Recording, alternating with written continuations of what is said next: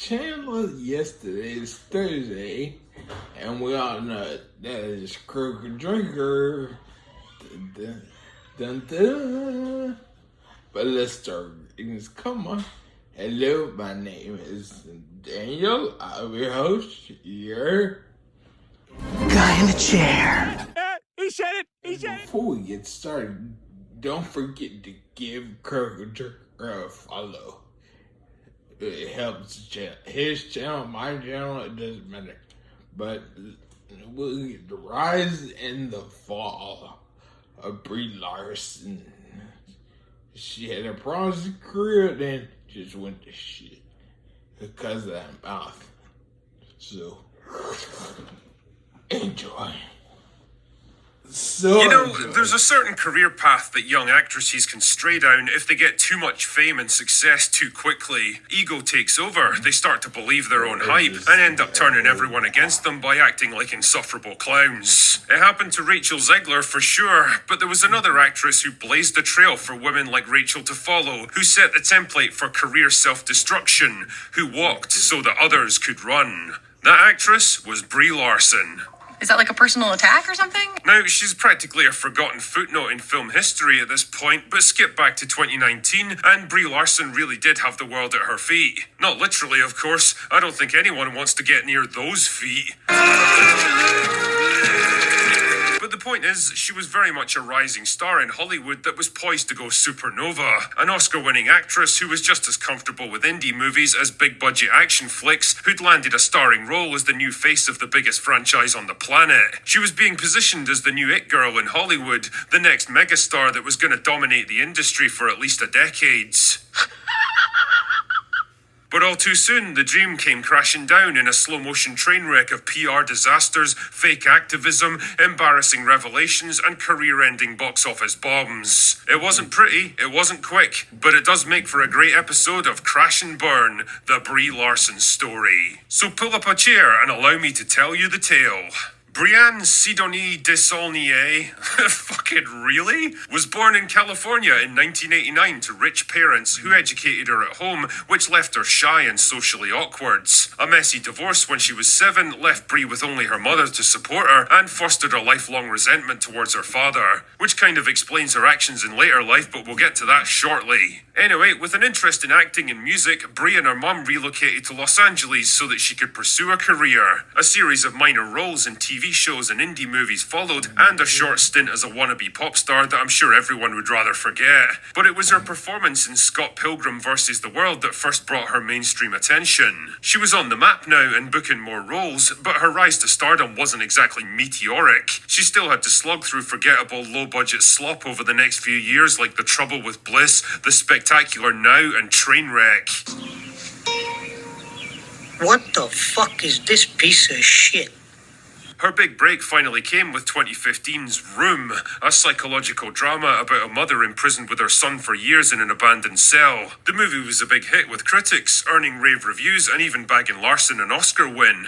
Nice going, Brie. By now, Hollywood was well and truly taking notice of Brie Larson. She seemed to have it all. A solid acting pedigree, high-profile awards, and a good reputation with critics. 2017's Skull Island saw her move into big-budget action films, proving that she could hold her own against top-level actors. The film brought in over $500 million worldwide, making it by far the biggest movie of her career. So far, at least. In 2016, Larson was cast as Carol Danvers for the upcoming MCU movie Captain Marvel, and on the surface, this all seemed like great news. The MCU was at the height of its popularity, and a starring role in one of their films wasn't just a guaranteed payday for the next 10 years, it was a ticket to the big leagues. Brie Larson was on her way to being the next big A-list star, and everyone knew it.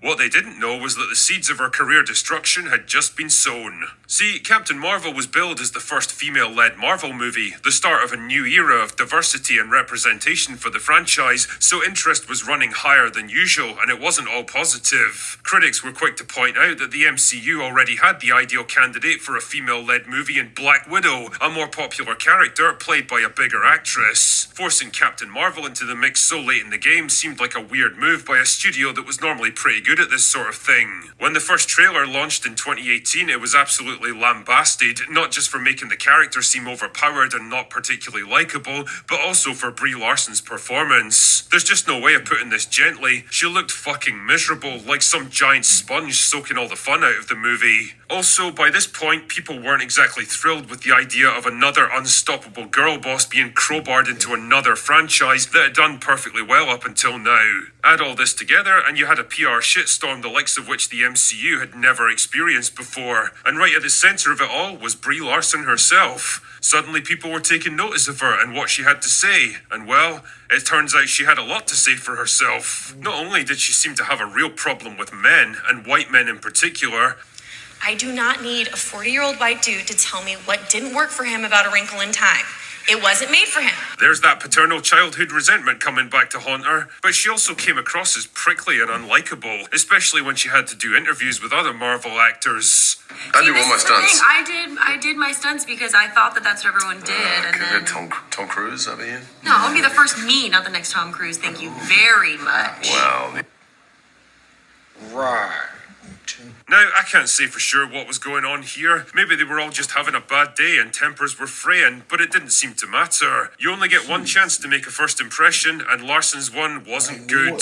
She came across just as arrogant, combative, and humorless as the character she was playing, a prickly and entitled actress who seemed to think she was better than everyone else. And for her critics, well, it was just extra ammunition. Just like Ghostbusters, Captain Marvel and its star became a lightning rod for controversy and online culture wars in a way that no other MCU project ever has. But there wasn't much they could do except soldier on and hope for the best. And in public, at least, it all seemed to go well. The movie raked in over $1 billion, got the usual round of glowing reviews from the mainstream media, and the MCU bandwagon rolled on. But behind the scenes, it was a very different story. The fan backlash had rattled Marvel hard. Nothing like this had ever happened to them before. Yeah, the movie made a ton of money, but it was a Pyrrhic victory at best if half the audience hated not just the main character, but the actress playing her as well. Action had to be taken, so Captain Marvel's role in Endgame was slashed down to a glorified cameo. Plans to make her the new face of the franchise were quickly shelved, and the character was put on ice while they waited for the controversy to die down. And it wasn't just Disney backing away from her either. If there's one thing Hollywood casting directors hate, it's controversial and divisive stars who can torpedo projects just by association. Suddenly all those film offers seemed to dry up, and Larson found herself stranded in the acting wilderness. She had to do something to reinvent her public persona, and with most people stuck at home by the unspecified virus of unknown origin, she decided to take the bull by the horns and launch her own YouTube channel focused on, well, herself. It's a bold strategy, Cotton. Let's see if it pays off for him. Now, don't get me wrong, there's definitely actors out there with the charisma and the personality to sell something like that. Unfortunately, Brie Larson wasn't one of them. Attempts at quirky, down-to-earth relatability came across as staged, forced, and cringy. She looked awkward and uncomfortable without a script to work from, and she struggled to engage with the guests who were clearly paid to be there. It was performative normality, like rich politicians trying to appeal to regular people by drinking beer that they've never tasted, or eating junk food they don't know how to handle. The harder she tried to act down-to-earth and spontaneous, the more stiff and out of touch she seemed. It was kind of ironic, really. After winning so many awards for her acting skills, her most challenging role turned out to be herself. Interest in the channel waned and views flatlined, and within a year, she pulled the plug to focus on saving what was left of her acting career. That's right, it was time to revisit Captain Marvel. How long will you play Captain Marvel for? I don't know. Does anyone want me to do it again? Don't be so modest. I don't know. I really don't know. I don't have the answer to that. The Marvels, as it was eventually known, would turn out to be Larson's make-or-break movie. If she could repeat the success of the first film, it might just get her out of acting jail and back on track to the Hollywood A-list. On the other hand, if it flopped, it would be proof that the first movie was nothing but a fluke coasting on the MCU's momentum. The future of the character, Larson's future in Hollywood, it all depended on the Marvels being a hit.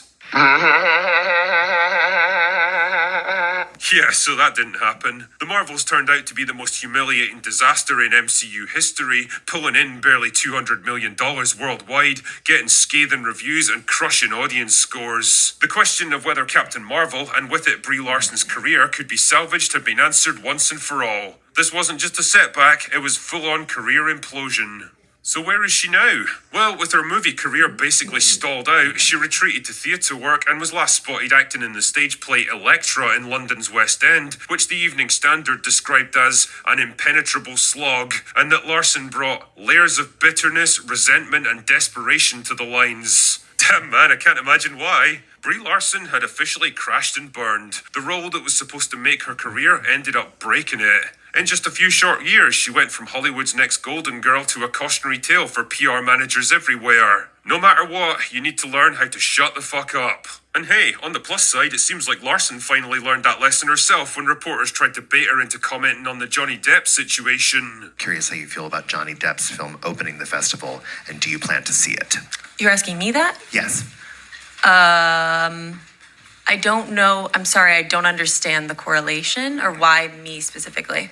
Yeah, it all came a few years too late, and you can tell she absolutely wanted to answer that question, but hey, it's still progress, I guess. So are we ever going to see Brie Larson on the big screen again? And if so, can she possibly claw her way back to the top of the Hollywood fame mountain? Well, probably not, if I'm honest. She's been in the wilderness for too long now. She's too old to make a comeback, and a new generation of actresses have come up to replace her. The world has moved on from Brie Larson, and there she stands, a sad example of what might have been, a monument to the hubris of fame and the fragility of celebrity. But hey, at least she made a great episode of Crash and Burn. Anyway, that's all I've got for today. Go away now. Hey guys, I hope y'all enjoyed, and don't forget to give a drinker a follow. But either way, Brie Larson was promised a lot. She was a promising actress. But that mouth, oh Lord, that mouth. It got her in a lot of trouble. But hey, she deserves every bit of criticism she gave herself. Yeah, but it doesn't matter. She's up and now she's down and out, which I'm not rooting for it, but you know, it's whatever. But here's what I would say: like when you like it, comment down below, and then just share and subscribe.